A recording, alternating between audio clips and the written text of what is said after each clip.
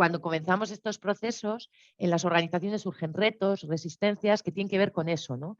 Con el sentido último de los procesos, con los qué y para qué, ¿no? Con los objetivos del trabajo que estamos haciendo. Los procesos de cambio organizacional son procesos complejos, ¿no? Y van más allá, como estaba señalando Silvia hace un momento, de esta mirada clásica de los diagnósticos y los planes de igualdad, y remueven a las personas y a las organizaciones que las conforman, ¿no? A las organizaciones y a las personas que conformamos las organizaciones, ¿no? Entonces, normalmente entre quienes inician estos procesos puede que convivan diferentes percepciones sobre el para qué sirven, ¿no? Para qué los queremos, ¿no? Y sobre cuáles son los resultados que vamos a obtener de estos procesos, ¿no? Estas resistencias muchas veces se plantean como argumentos, como preguntas, como dudas que vienen a preguntar o que vienen a cuestionar qué es lo que queremos lograr, qué temas son los que queremos trabajar o hacia dónde vamos como organización, ¿no? Y aquí te lanzo otra pregunta, Silvia, que tiene que ver con qué podemos identificar que se mueve ahí cuando surgen todas estas cuestiones o todas estas dudas y qué podemos hacer para tratar de hacer frente a esas piedras en el camino, ¿no? Bueno, yo creo que has apuntado muchas cosas ahí, Salva, y todas, vamos, nosotros nos hemos ido encontrando también con esto. La primera puede ser incluso que no tenemos muy claro dónde estamos entrando cuando entramos en los procesos de cambio organizacional. Y esto que vamos a decir aquí no quiere asustar a nadie, ¿eh? O sea, es una cosa que sucede, que entramos en los procesos de cambio organizacional y cuando ya están muy avanzados o más avanzados, vemos de repente que toca dimensiones que no esperábamos que estos procesos tocaran, ¿no? Y hay organizaciones que bueno, casi es una especie de fuga, ¿no? De intentar escaparse y decir, pararme esto, ¿no? A dónde nos está llevando esta cosa en la que nos hemos metido, ¿no? Salen alertas y resistencias que creemos nosotras que es algo pues habitual, ¿no? Por ejemplo, cuando muchas veces se presentan los diagnósticos, ahí las entidades a veces panican un poco, ¿no? Es un momento como de pánico, de decir, madre mía, o sea, esto es todo, ¿no? Todo lo que hay, todo lo que ha salido. Entonces, como que yo creo que es porque a veces enfrentamos en ese momento verdaderamente, ¿no? La dimensión y la profundidad de los procesos, ¿no? En ocasiones también creo que no tenemos que olvidarnos qué es lo que nos ha motivado también a entrar a estos procesos. No todas las organizaciones entran de la misma manera a los procesos de cambio organizacional. Hay organizaciones que entran porque hay un conflicto vivo entre algunas partes de la organización, entre algunas personas y creen a lo mejor que los procesos les van a ayudar, pero esa organización está en un momento a lo mejor está más dañada, ¿no? Y eso también marca mucho cómo entras al proceso. Hay organizaciones que pueden entrar porque lo ven como una oportunidad real y hay una apuesta desde diferentes ámbitos de la organización por hacer esto, ¿no? Y ahí también tienes otro escenario, ¿no? Hay otras que quizá tienen que hacerlo por obligación, ¿no? Porque están obligadas, porque creen que es lo políticamente correcto y entran desde otra dimensión, ¿no? O sea, que ahí también cómo entramos al proceso también hace, ¿no? Define un poco también quizá esa idea de esas expectativas diferenciadas que decías, ¿no? Y también la trayectoria previa que hayamos tenido, ¿no? Proequidad. Hay organizaciones que a lo mejor entran a esto sin haber tenido experiencia previa en género de ningún tipo y otras que vienen de una trayectoria muy larga y esto es un paso más. Esto marca bastante, ¿no? Cuál es nuestra vía de entrada. Entre las organizaciones que sí que quizá bueno, quieren abordar esto desde una mirada pues más diríamos, transformadora y demás, ¿no? Hay alertas que surgen cuando somos conscientes de que estos procesos no solo afectan a los temas que consideramos de mujeres. A ver cómo explico esto, ¿no? O sea, casi ninguna organización, si preguntamos, habrá excepciones, ¿no? Va a decir que quiere sostener las desigualdades de mujeres y de hombres y que no quiere la igualdad entendida así, ¿no? Pero claro, a veces cuando preguntas ¿y esto en qué se concreta? Pues a lo mejor algunas organizaciones pueden identificar pues, formación para las mujeres o que las mujeres lleguen ¿no? a algún puesto en el que no están o alguna medida de conciliación. A lo mejor se quedan ahí, ¿no? Pero no están preparadas, por ejemplo, para que en estos procesos se toquen otros elementos como puede ser la idea de los poderes o como puede ser la idea de poder privilegio o como puede ser el cuestionamiento de los liderazgos o como puede ser tocar dimensiones como cómo estamos gestionando los equipos, ¿no? O qué dinámicas tenemos de funcionamiento o cómo estamos gestionando los conflictos. Entonces yo creo que hay organizaciones ahí que dicen, bueno, madre mía, ¿no? O sea, esto es mucho más de lo que esperaba, ¿no? Aquí hay mucho más potaje del inicialmente previsto, ¿no? Y ahí también puede haber pues algunas resistencias, ¿no? Otras, también hay resistencias que tienen que ver con la identidad. Es decir, estos procesos tocan lo que somos, lo que nos define y esto se concreta muchas veces en que, bueno, a lo mejor podemos hacer este proceso y vemos la pertinencia o la necesidad de integrar en nuestra identidad la dimensión feminista. Yo creo que en REAS también esto ha sido un proceso que habéis ido trabajando en REAS Euskadi, ¿no? De cómo ir mejorando y definiéndonos mejor como feministas. Claro, esto más allá de un eslogan, ¿no? Que puede haber otros eslóganes que pueden ser, queremos poner la vida en el centro, ¿no? Que son ideas súper potentes, pero que a veces se convierten en frases, ¿no? Y ya está. Pues esto, más allá del eslogan, claro, implica mucho movimiento interno en las organizaciones, ¿no? Porque implica que, por ejemplo, decir que nos consideramos feministas implica que vamos a atravesar esto en todas las decisiones que tomemos, ¿no? También en lo que consideremos estratégico, en las alianzas, en a dónde van los dineros. Claro, todo esto que se revuelve, ¿no?, en las organizaciones puede generar pues también resistencia y suele ser un elemento también, bueno, pues ahí conflictivo, ¿no? Y otra cosa también puede ser que hay organizaciones que no se sienten interpeladas por estos procesos, ¿no? Hay organizaciones que piensan que, bueno, que en realidad ellas no generan desigualdad. Son organizaciones que muchas veces se quedan mucho en el análisis del discurso, ¿no? Pero que les cuesta profundizar más al tema, por ejemplo, relacional, o a ver un poquito más en profundidad qué está pasando ahí, porque no pueden, porque no quieren, entonces no ven la desigualdad, entonces no se sienten interpeladas. O otras organizaciones, por ejemplo, que no es que no vean la desigualdad tal cual, sino, por ejemplo, que están compuestas exclusivamente por mujeres. Y dicen, ¿y esto qué tiene que ver conmigo?, ¿no? Porque entienden que estos procesos hacen referencia a esta idea de desigualdades únicamente entre hombres y mujeres. Si todas somos mujeres, ¿no?, ¿cómo voy a poder entrar, ¿no?, a estos procesos, ¿no? Entonces volvemos un poco a la idea de los procesos generalizantes de antes, ¿no?, que es como esta idea de entender que esto va más allá, ¿no?, de la composición de mujeres y hombres. Entonces, bueno, ahí hay resistencias. Yo creo que tú has ido apuntando, Saloa, ¿no?, ya un poco en bicigarri, ¿no?, cómo habéis ido respondiendo a algunas de estas cuestiones. Nosotras, pensando un poco en qué claves, porque ojalá tuviéramos la clave, ¿no?, de cómo hacer frente a esto, la verdad que no, y es todo un poco aprender todo el rato, ¿no? Pero bueno, sí veíamos quizá 5 elementos que a lo mejor pueden ser importantes, ¿no?, a la hora de hacer frente a estas resistencias que surgen con el objetivo de los procesos, con el para qué y el por qué de los procesos, ¿no? La primera sería un poco tener claro dónde estamos, el punto de partida.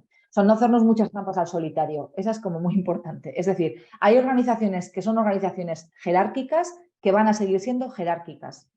Ese es el punto de partida. Bien, entonces vamos a ver qué podemos trabajar ahí desde la incorporación de la perspectiva de género y de los procesos de cambio organizacional, teniendo claro que nuestro escenario es ese, ¿no? Hay organizaciones que son asamblearias, que quieren profundizar en ese asamblearismo, por ejemplo, o que son más cooperativas, entonces las dinámicas serán otras. Pero sí que tener claro el escenario del que partimos nos ayuda, porque si no a veces genera muchas frustraciones o nos contamos un poco de mentiras también, ¿no?, de hasta dónde vamos a poder llegar.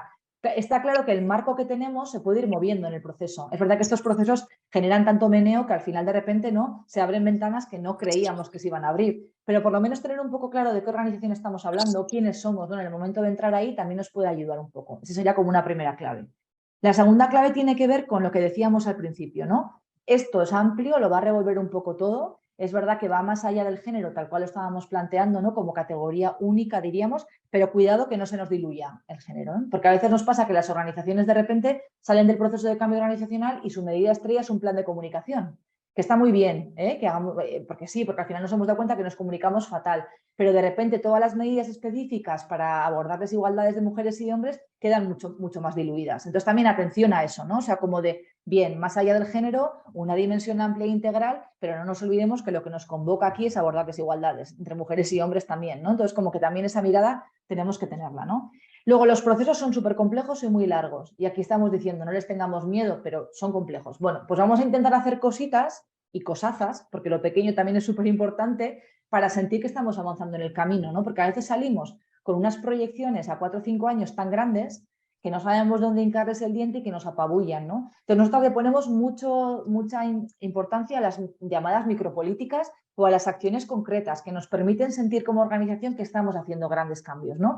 Si de repente tenemos un problemón que es que la gestión de las personas, los convenios, imagínate el convenio que tenemos, ¿no?, laboral o otras dimensiones, ¿no?, o que no tenemos una política de cuidados, si nos ponemos, nunca perder el objetivo, pero si el objetivo es generar eso en 0, puede que nos frustremos, ¿no? Pero si de repente tomamos medidas concretas como, mira, pues vamos a revisar horarios y vamos a tomar una medida específica con esto para aplicar desde ya, ¿no? Bueno, pues ahí hay cosas que nos van a ayudar. Entonces, para nosotros es muy importante esa parte, ¿no?, de intentar ir haciendo, ¿no?, y de ver un poco pues cómo esto que estamos haciendo responde a ese objetivo más grande, ¿no? Luego, hay algún otro elemento, ¿no?, alguna otra clave que para nosotros es importante, que es el tema de que se van a generar resistencias sí o sí. Bueno, esto hay que asumirlo. Va a haber resistencias propias de las demás, porque si estamos removiendo, pues es inevitable. Si una organización transita por los procesos sin ningún tipo de conflicto, a veces decimos que algo raro está pasando. O sea, los conflictos siempre afloran de alguna manera, porque nos tocan los lugares que sabemos, que conocemos, ¿no? O sea, al final nos remueve también a nivel personal.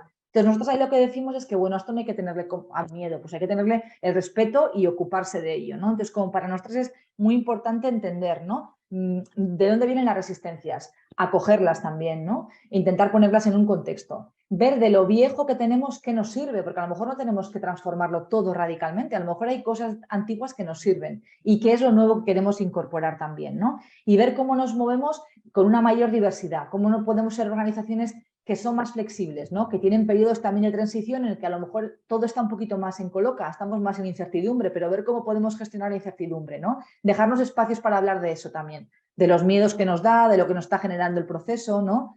Ese tipo de elementos creemos que son importantes, ¿no? No intentar dejarlo ahí y taparlo, ¿no? Sino hacer evidente que esas resistencias existen e intentar comprenderlas y integrarlas, ¿no? En nuestro funcionamiento. Y por último también, la última clave con esto del para qué y por qué, es que muchas veces sabemos lo que no queremos, pero no sabemos lo que queremos. Y esto es evidente que es así, porque llevamos muchos años reproduciendo las mismas dinámicas y haciendo como todas hemos aprendido. Entonces, la alternativa no es una cosa que está ahí escrita para que la cojamos y digamos, venga, esto lo reemplazo por esto y ya está, ¿no?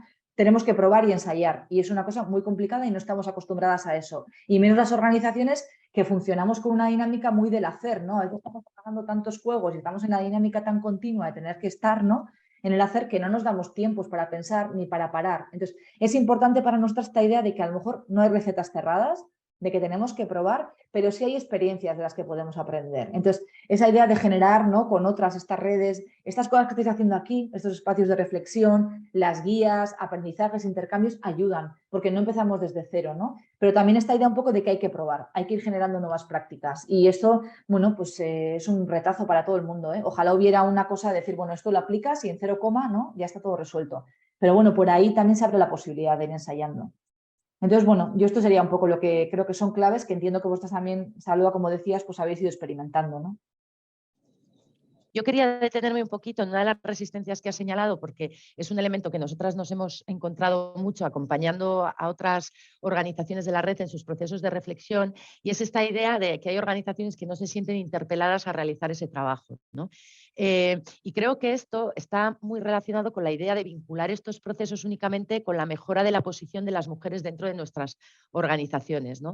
Por eso muchas veces hay organizaciones que no son capaces de ver las dinámicas de género que están detrás, bien porque están compuestas solo por mujeres o porque están compuestas por personas que están comprometidas con la igualdad, o porque las mujeres ya están en los puestos de toma de decisiones, o simplemente porque nos caemos bien y consideramos que no vamos a ejercer ninguna discriminación sobre una compañera, ¿no?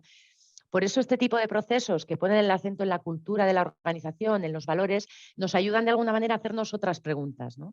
Por ejemplo, ¿qué actitudes o formas de hacer que pueden pertenecer a mi ámbito privado personal estoy dejando fuera para estar a la altura de lo que se espera de mí, ¿no? En esta organización, como mujer, como trabajadora, como cargo de responsabilidad? ¿O qué está pasando en nuestros espacios colectivos donde trabajamos, donde tomamos decisiones, donde comunicamos, para expulsar la participación de personas que tienen otros estilos de comunicación, otras formas de hacer, que se expresan con códigos quizá más emocionales? Bueno, en definitiva, yo creo que estos procesos nos ayudan de alguna manera a preguntarnos quién se queda fuera, qué valores, o sea, quién de personas, pero también qué valores, qué actitudes, qué prácticas se están quedando fuera de nuestros proyectos, ¿no? Y por qué se están quedando fuera. Porque creo que esta es una pregunta central que por lo menos en el caso de RAS Euskadi, nos ha ayudado mucho a avanzar en la construcción de ese concepto de organización más habitable y en el desarrollo de nuestro plan de acción, ¿no? Entonces, ¿qué claves te parece, Silvia, ahí que podemos tener en cuenta en relación a todo esto que estamos comentando? Vale, pues yo a lo mejor ahí creo que, bueno, me parece que estás apuntando cosas como muy relevantes también y bueno, yo creo que Bicigarri en eso, ¿no? Ha sido, y está siendo también referente y me parece que también es interesante el ejercicio que se ha hecho, por ejemplo, de intentar adaptar este proceso, ¿no? A entidades de diferente tamaño, ¿no? Entidades más chiquitas también, ¿no? Porque lo que decía, otro elemento también importante es entender que no todas las organizaciones, ¿no? Pueden destinar ni los mismos recursos, ¿no? Ni los mismos tiempos, ni tampoco están conformadas por el mismo número de personas y con capacidades para hacerlo. Yo creo que es muy interesante que de la práctica de Bicigarri, de este todo resistencias y propuestas que habéis hecho también, estéis adaptando también a otro tipo de tamaño de organizaciones, ¿no? Entonces, para mí hay elementos, yo creo que relevantes que tienen que ver con el cómo hacemos las cosas, ¿no? Bueno, todas las que estamos aquí somos conscientes de que al final no importa solo lo que hacemos, sino también el cómo, ¿no? Que eso es muy político también, cómo hacemos estos procesos, ¿no? Y cómo transformamos también eso, no solamente la propuesta un poco de de ese qué hacer, de las acciones, sino también de todo lo que viene detrás, ¿no? Los procedimientos, los procesos, las metodologías, bueno, todas esas cuestiones, ¿no? Hay una clave que es importante para mí y que es un problemón que tenemos también en los procesos, que es el tema de los tiempos, ¿no? Los tiempos y los recursos que destinamos a esta cuestión. Muchas veces las organizaciones se encuentran que a lo mejor en estos procesos es la primera vez que abren espacios para la reflexión de algunos temas, es la primera vez que tienen estos momentos para hablar y de repente, claro, pues el proceso se alarga, son reflexiones complejas, te lleva tiempo y bueno, hay organizaciones que dicen, madre mía, pero esto, ¿no? ¿A dónde nos está llevando, ¿no? O sea, ¿dónde estamos, ¿no? Entonces nosotras, bueno, lo que vemos ahí como importante también es, bueno, coger y ser conscientes de que no podemos hacer las cosas distintas con la misma disposición de tiempos, urgencias y recursos que teníamos antes. Entonces, si queremos transformar las formas de hacer, tenemos que definir esto, tenemos que definir que es urgente, tenemos que dedicarnos tiempos y momentos para esto, tenemos que reconocer el trabajo de las personas que están en estos procesos, ¿no? Y eso es un elemento muy fundamental, ¿no? Es verdad que esto algunas me diréis, ya, pero es que no nos da la vida para hacer todo lo que tenemos que hacer, ¿no? Bueno, pues ahí es la apuesta estratégica y política por estos procesos, ¿no? O sea, que sí que es verdad que no podemos pensar en transformarnos y en hacer otra manera sin dedicar tiempos y recursos para ello, ¿no? Luego, por otro lado, bueno, decíamos antes, ¿no? O sea, como el tema de que cuando nos queremos hacer, nos encontramos con muchas cosas que son muy grandes y no sabemos cómo. Para nosotras es muy importante en estos procesos, como todo el rato, preguntarnos para qué y por qué estamos haciendo las cosas y si las herramientas concretas que estamos poniendo a disposición responden a esto. Es decir, hay organizaciones que salen de estos procesos con una lista de tareas tan gigante, de acciones, ¿no? Que tienen no sé cuántas acciones y que además están muy pegadas a la acción. He dicho que tengo que hacer esta actividad de esta manera y si me salgo de esto, no, pues no lo estoy haciendo bien, ¿no? Para nosotras, más allá de la actuación concreta, que es importante, por eso lo de huir de las recetas, ¿no? Más allá de la actuación concreta, lo que es importante es ver si lo que estamos haciendo realmente está respondiendo, ¿no? a ese horizonte que teníamos, ¿no? Estamos logrando con esta cuestión concreta avanzar, ¿no? Hacia una organización que sea más sostenible, más habitable, o sea, cual sea la pregunta que nos hayamos hecho cada una, ¿no? Entonces, como que desde ahí tener muy claro el horizonte, ¿no?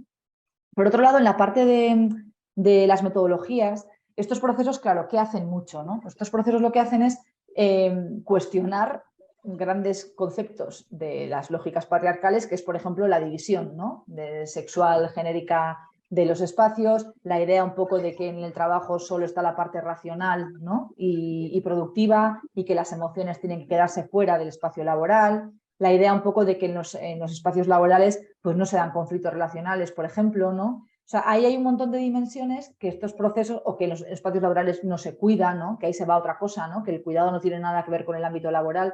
Estos procesos lo que hacen es cuestionar todo ello, ¿no? Lo cuestionan. Entonces, claro, para poder abordar dimensiones que habitualmente no se han abordado, tenemos que cambiar también las dinámicas, ¿no? Y la verdad que estos procesos lo que hacen es abrirnos un poco a una multiplicidad de herramientas metodológicas que nos pueden permitir trabajar otras cosas.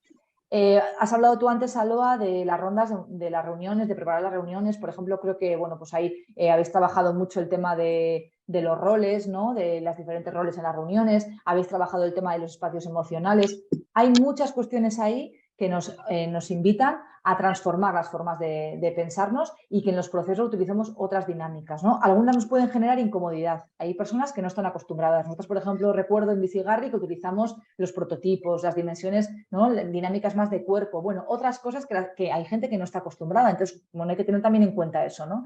Y por otro lado, esto nos abre también la posibilidad de abordar esas otras dimensiones, pero tampoco sin hacer un checklist, ¿no? Es decir, no en todas las organizaciones vamos a poder trabajar de la misma manera. Si es una organización que va a tener dificultad para la gestión, por ejemplo, emocional, a lo mejor entrar a saco con dinámicas muy emocionales, pues va a generar justo lo contrario, ¿no? Entonces, también hacer un uso de las metodologías, no diría yo, pero bueno, en sintonía, con un sentido, ¿no? O sea, con un sentido del para qué queremos. Yo diría que la clave es, tenemos amplitud de dinámicas y herramientas para trabajar estas cuestiones que nos posibilitan abrirnos a dimensiones que habitualmente no abordamos en nuestras entidades, pero bueno, con una atención y con un sentido, ¿no? O sea, si el juego nos permite abordar temas que queremos, juguemos, pero si nuestra organización, el juego, es una cosa que no va a generar más que ruido, pues abordemos un poquito de dinámicas, ¿no? Esa sería como la clave. Por otro lado, ¿a quién interpela estos procesos? Interpela a todo el mundo. Y aquí nosotros nos gusta mucho hablar esto de la corresponsabilidad, ¿no? Como un elemento central, teniendo en cuenta que hay responsabilidades asimétricas. ¿Esto qué quiere decir? que todas formamos parte de ese ecosistema organizacional que queremos transformar. De alguna u otra manera estamos involucradas en él, ¿no? Habrá personas que estén ocupando espacios de mayor poder, de mayor privilegio, que van a tener que hacer un proceso, ¿no?, de deconstrucción de estos privilegios y evidentemente va a haber responsabilidades asimétricas dentro de la organización, ¿no?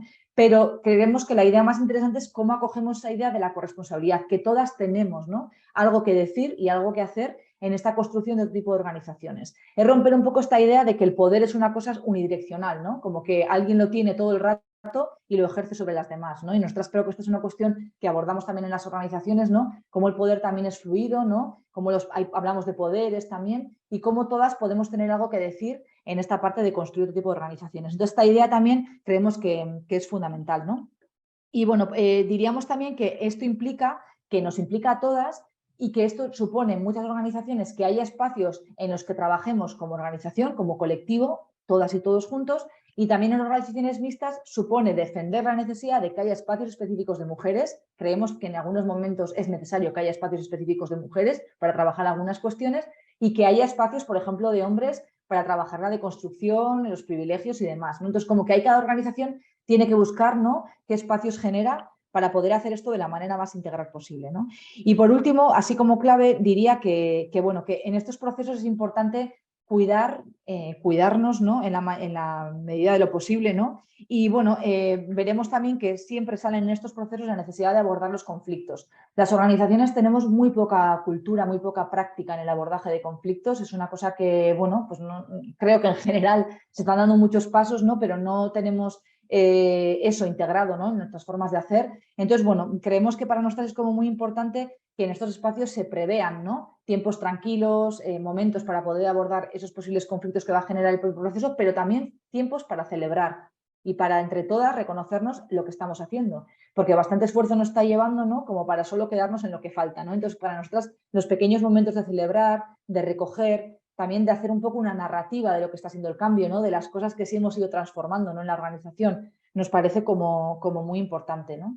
Y yo diría también que esto hace que lo que estamos logrando, ¿no?, estas organizaciones que en vuestro caso habéis llamado habitables, ¿no?, esta idea de intentar avanzar hacia otro tipo de organizaciones se va a convertir en sí mismo en un valor organizacional. O sea, muchas veces nos damos cuenta que estamos muy cansadas, que cuando trabajamos en lo social a veces enfrentamos situaciones muy complejas, pues precariedad, ¿no?, a veces, bueno, incertidumbre. Entonces también como que esa idea de merece la pena estar en todo este sarao, encima nos metemos en procesos de cambio organizacional que nos van a dar más curro, ¿no?, y que puede generarnos malestares, ¿no? Nosotras nos parece muy importante esa clave de intentar recoger que esto es un valor organizacional y que puede marcar la diferencia, ¿no? Que sea, bueno, pues a lo mejor no me voy a enriquecer en este proyecto, pero por lo menos estoy en una organización que realmente se está replanteando elementos centrales, ¿no?, como es el cuidado, como es una participación equitativa, como es la sostenibilidad o la igualdad, o un montón de ideas que han ido saliendo en este proceso, ¿no? Yo creo que esta idea de reconocernos el valor que tiene todo esto también es muy importante. Y no sé, Salo, a vosotras que nos puedes contar un poco a nivel de herramientas o enfoque que os ha podido Sí. ayudar. Bueno, yo creo, lo señalaba ya al principio, uno de los elementos que más nos ayudó fue dotar de identidad propia al proceso para favorecer también una mayor apropiación. Señalabas una cosa que es muy interesante y es que nosotros, por ejemplo, para nosotros fue fundamental el trabajo colectivo, o sea, el planteamiento de un equipo dinamizador de diferentes entidades que aportaban a este proceso miradas complementarias que iban desde la perspectiva de la participación y su empoderamiento, desde la teoría feminista, incluso desde el arte y la creatividad, nos permitió, por un lado, generar esas dinámicas en las que lo lúdico también tenía un componente muy importante y lo lúdico es una energía que genera mucha cohesión, mucho sentido de pertenencia, ¿no? Y eso fue algo que aprovechamos mucho en el proceso y por otro lado también nos permitía hacer devoluciones en el marco de ese proceso, por ejemplo, de conceptos centrales de la teoría feminista que nos permitían vincular eso que pasaba en Reas Euskadi de manera cotidiana con unos marcos estructurales, ¿no? Y el proceso en sí mismo, además de ser de diagnóstico y además de ser de planificación, fue un proceso de acercamiento a la teoría feminista, de formación y de toma de conciencia de alguna manera, ¿no? Otro elemento que ha señalado y que para nosotros fue fundamental fue tratar de trabajar la corresponsabilidad. También aquí sin grandes utopías, porque es cierto que sobre todo cuando iniciamos estos procesos hay personas y hay grupos que tienen que liderar la puesta en marcha, ¿no? Pero nosotras apostamos, luchando también con algunas resistencias que ahí se generaron, porque fuera el propio grupo de género quien redactara la planificación en lugar de que lo hiciera la consultora que nos estaba, ¿no? El equipo que nos estaba acompañando. Hemos apostado también por desplegar una serie de medidas en el plan que son lideradas por diferentes espacios de la organización, ¿no? No todo se hace desde el género, pero desde esta idea de transversalidad, ¿no? Y de corresponsabilidad, bueno, pues hay acciones que se lideran desde la junta directiva, otras se lideran desde los grupos de trabajo, otros los lidera la referente de género, o sea, tratar de trabajar esa corresponsabilidad. Y para la corresponsabilidad, claro, son elementos que todos están muy vinculados. La apropiación favorece la corresponsabilidad, ¿no? Es difícil que seas corresponsable de un proceso en el que no sientes que hayas construido, ¿no? Otra cosa que señalabas también antes y que para nosotros ha sido fundamental ha sido todo este tema de las micropolíticas, ¿no? De hacer políticas muy pequeñas, ¿no? Instaurar, por ejemplo, un modelo de hacer reuniones de manera corresponsables, en la que hay una estructura, en la que hay un primer espacio emocional, tal, ha ido generando también una práctica que a la vez se convierte en cultura, ¿no? Entonces, el ir empezando como por cosas como muy pequeñas es muy interesante. También generar herramientas adaptadas a la realidad de aquellas organizaciones que, como decías, no pueden abordar procesos a lo mejor de pues mucho más amplios, ¿no? Y tener constantemente este enfoque pedagógico y de difusión. O sea, yo no sé ni cuántas veces habré ido a hablar de Visigarri con las, ¿no? Con las nuevas incorporaciones a la red, con las nuevas personas que vienen. O sea, incorporar Visigarri en absolutamente todos los espacios de trabajo, porque una de las preocupaciones que nosotras teníamos, ¿te acuerdas? Cuando estábamos diseñando el plan, era no generar una estructura o un proceso que fuera paralelo a la organización, ¿no? Sino tratar de insertarlo dentro de la propia organización y sus dinámicas de trabajo, para que no fuera visto también, que era una manera también de hacer frente a esa resistencia, como un añadido a lo que ya estábamos haciendo, ¿no? Sino que si nosotras ya estamos haciendo reuniones de junta directiva todos los meses, bueno, pues va a haber un punto siempre que va a estar relacionado con Visigarri, ¿no? Si nosotras hemos puesto encima de la mesa que el aspecto emocional es muy importante para la toma de decisiones, bueno, pues vamos a abrir siempre un espacio emocional antes de la toma de decisiones, ¿no? Entonces creo que ese tipo de elementos han sido como muy, muy importantes para nosotras, ¿no?